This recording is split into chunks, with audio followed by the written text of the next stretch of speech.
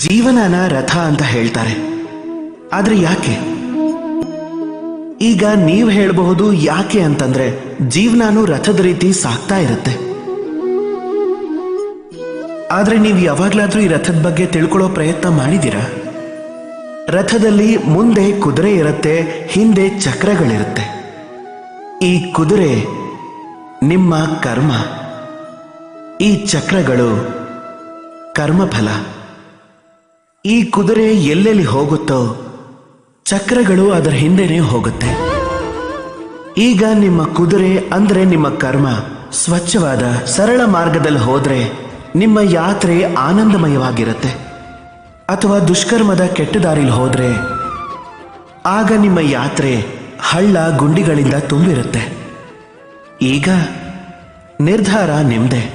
ನಿಮಗೇನ್ ಬೇಕು? ನಿಮ್ಮ ಯಾತ್ರೆ ಆನಂದಮಯವಾಗಿರಬೇಕು ಇಲ್ಲ ಕಷ್ಟಕರವಾಗಿರಬೇಕು? ನಿಮ್ಮ ಕರ್ಮದ ಕುದುರೆನ ನಿಯಂತ್ರಣದಲ್ಲಿಡಿ.